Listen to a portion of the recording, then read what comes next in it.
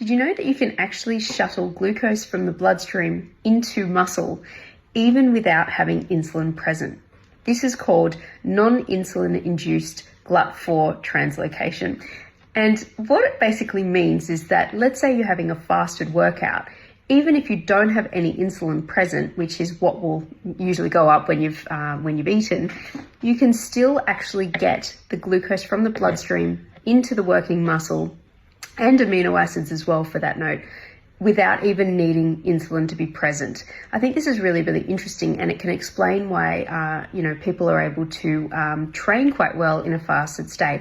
Now, I want to point out as well, muscle is a really great way for us to store glucose as well as glycogen. So actually, we store a large amount of glucose as glycogen in our muscle tissue. And the more muscle tissue you have, obviously, then the higher capacity you'll have to be able to store glucose as glycogen. So you could say that muscle is an incredible glucose sink. But in this situation, it is really interesting because let's say that you're somebody who's edging towards having type 2 diabetes. So you have excess blood glucose floating around all the time, which, as we know, can be damaging. It can cause things like glycation around the body. So let's say that you are, you're in this situation and your insulin is not as responsive as it should be. This is where type 2 diabetes can become a problem, because we're not able to use insulin in the same way, and shuttling that glucose from the bloodstream into the muscle and into other cells can become an issue.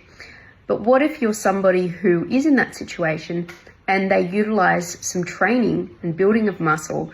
They're going to be able to actually shuttle glucose from the blood into the muscle tissue, even if their insulin isn't working properly. So potentially this is something where, if somebody is leading towards type 2 diabetes, or actually has type 2 diabetes, by incorporating some really good training, especially the type of training that's going to be resistance training and building new muscle, this could be a really, really great way to start to try and get some of that excess blood glucose out of the bloodstream.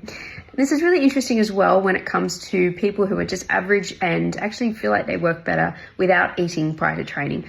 Whether it's perfect in every single way, I'm not sure, but certainly for myself, I find it easier to train when I am fasted, and it just fits in better with my schedule.